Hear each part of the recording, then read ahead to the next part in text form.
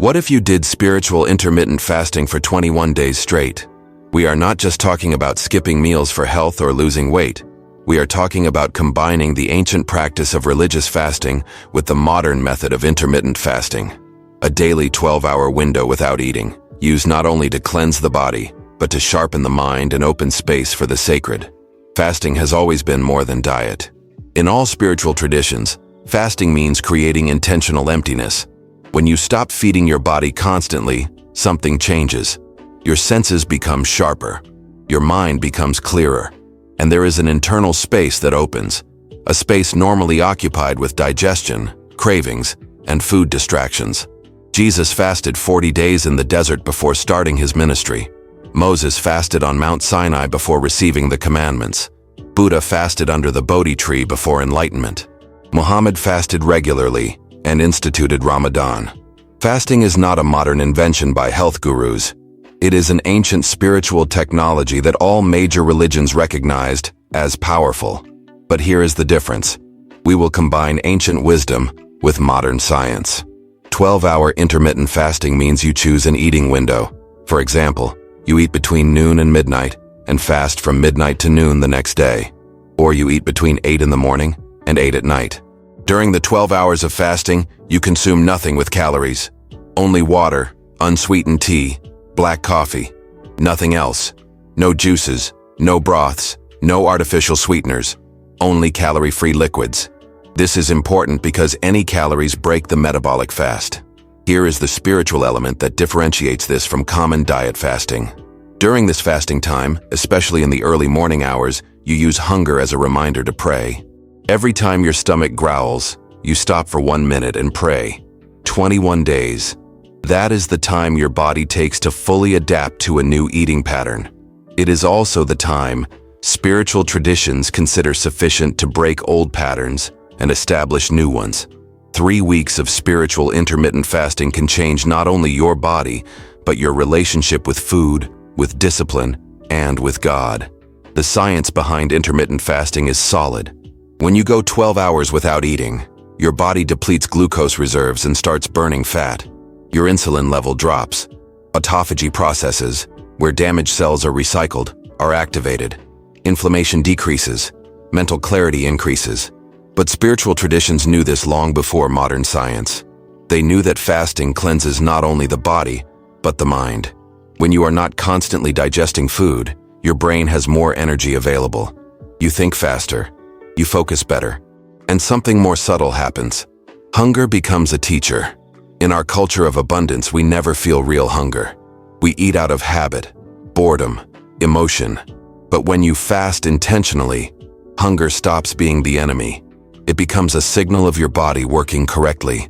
And spiritually, it becomes a reminder that you have deeper hungers that food cannot satisfy. The Christian desert monks fasted regularly. They discovered that fasting exposes your true demons. When you can no longer use food to numb emotions, those emotions surface. Anger, anxiety, sadness, boredom.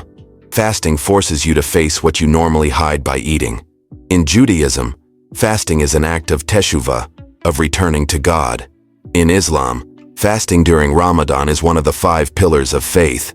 In Buddhism, monks eat only once a day before noon. In Hinduism, regular fasts purify body and spirit. The message is universal. Controlling what enters your body is an exercise of control over yourself. The challenge works like this. For 21 consecutive days, you will choose a 12-hour window to fast. The most common and easiest is from midnight to noon. You eat dinner normally, stop eating at midnight, and only eat again at noon the next day. During the 12 hours of fasting, you can drink water freely. Unsweetened tea, black coffee without milk or sugar. Nothing else. No juices. No broths. No artificial sweeteners. Only calorie-free liquids. This is important because any calorie breaks the metabolic fast. Here is the spiritual part. When you feel hunger during the fast, stop what you are doing. Take 3 deep breaths and pray for 1 minute. It can be a short prayer. It can be just thanking for the food you have and will eat later. It can be asking for strength to continue. It can be interceding for those who have no food. Hunger becomes your prayer alarm. Instead of running to the refrigerator, you run to God. This reprograms your brain. You stop associating discomfort with immediate need for gratification.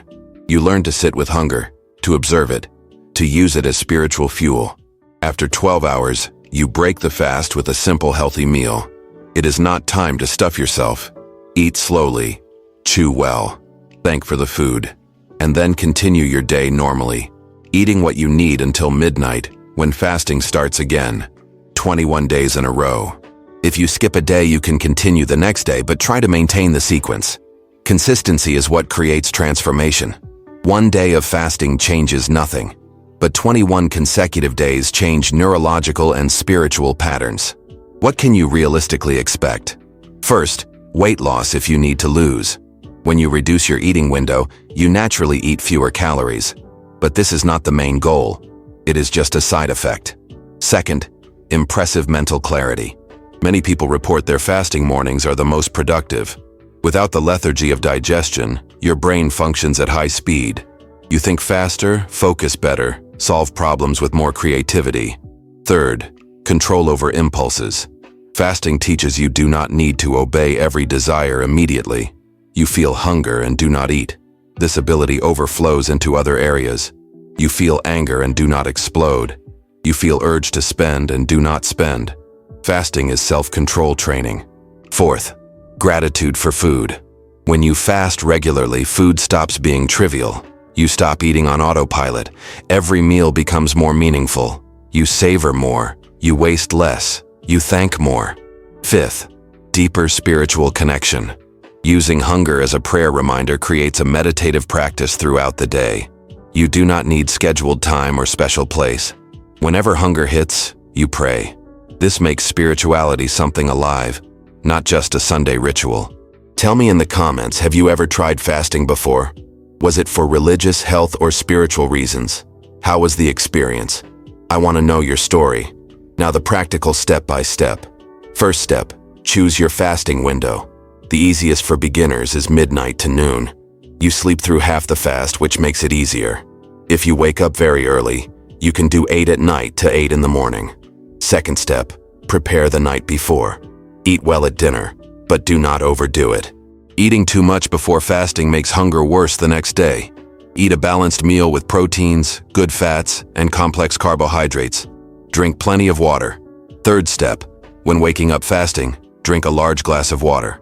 Often what seems like hunger is thirst. Water also helps wake up your digestive system without putting food in it. You can have black coffee if you want. Caffeine helps control hunger. Fourth step, when hunger hits for the first time, usually between 9 and 10 in the morning, stop everything. Close your eyes, take 3 deep breaths, and pray for 1 minute. You can speak out loud quietly or just mentally. Thank for having food available later. Ask for strength to complete the fast. Fifth step, continue your normal activities. Do not stand still thinking about food. Work, study, do light exercise if you want. Movement distracts from hunger and accelerates the metabolic benefits of fasting. Avoid intense exercise until you adapt. Sixth step, each time hunger returns during the morning, repeat the micro prayer. Hunger comes and goes in waves. It does not increase infinitely.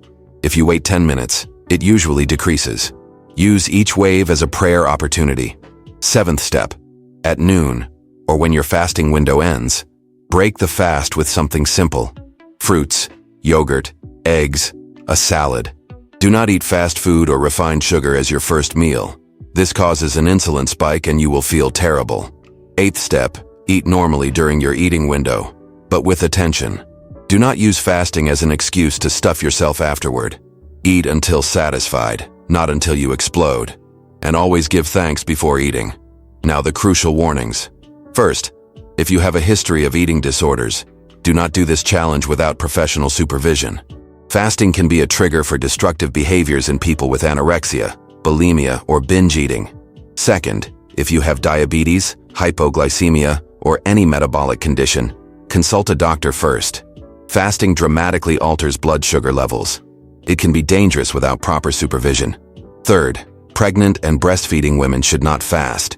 Children and adolescents should not fast. Your body is growing and needs constant nutrition. This challenge is only for healthy adults. Fourth, the first 3 days are the hardest. You will feel intense hunger, possibly headaches, irritability. This is your body adapting. After the 3rd day, morning hunger decreases significantly. Do not give up in the first week. Fifth, fasting is not a suffering competition. If you feel severe dizziness, tremors, nausea, break the fast immediately. Eat something. There is no spiritual virtue in feeling sick. The goal is discipline, not self-flagellation. Sixth, beware of spiritual pride. It is easy to start feeling superior because you are fasting and others are not. Remember that Jesus criticized Pharisees who fasted to be seen. Your fast is between you and God. You do not need to post on social media. Seventh, some people will criticize you. They will say fasting is dangerous, fanaticism, unnecessary. Explain it as an ancient practice combined with modern science. But do not try to convert anyone. Your fast is your journey. Eighth, if you take medications that need to be taken with food, adjust your fasting schedule or consult your doctor. Never compromise your health for a spiritual practice. God does not ask for sacrifices that destroy you. What is the biggest difficulty you imagine facing when fasting? Is it physical hunger? Is it social pressure at meals? Is it fear of feeling sick? Comment here your concern. So we return to the initial question. What if you did spiritual intermittent fasting for 21 days straight? The honest answer is, you will discover things about yourself you did not know. You will discover how much you use food to numb emotions. You will discover you are stronger than you think. These 21 days will not make you a perfect person. They will not cure all your weaknesses. They will not solve all your spiritual problems. But they will give you a powerful tool.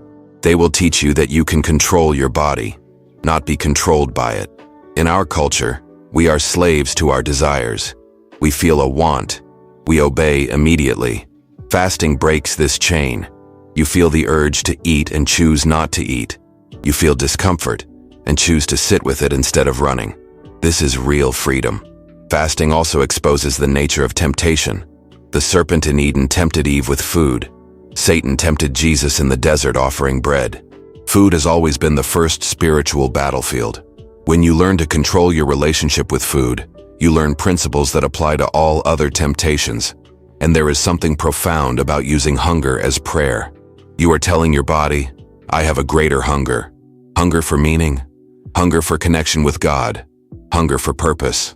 And this deeper hunger cannot be satisfied with bread. Jesus said, man does not live by bread alone. But in practice, most of us live exactly like that. We eat when sad. We eat when bored. We eat when anxious. Food becomes our main source of comfort. Fasting breaks this idolatry. Maybe you will discover fasting is not for you. Maybe your body does not respond well. Maybe your life situation does not allow it. All of this is valid. There is no obligation. But it is also possible you will discover an ancient practice that transforms everything. 21 days, 12 hours of fasting per day, 252 total hours without food. It seems like a lot when you add it up like that. But distributed over 3 weeks with half happening while you sleep, it is totally feasible. If you are going to try this challenge, leave a comment saying, I will fast. You do not need to explain anything. Just that public commitment already strengthens your determination. And if you know someone struggling with food discipline, who wants to deepen spiritual life through the body, share this video. Subscribe to the channel and turn on notifications because every week there is a new challenge in the what-if style. Practices that combine ancient wisdom with modern life. Practices that reveal who you really are when you stop running from discomfort. And there is a video here that reached you for a specific reason. Click on it now. Walk in faith, live with wisdom, and join us for the next What If. May your fast be deep and transformative. See you in the next challenge.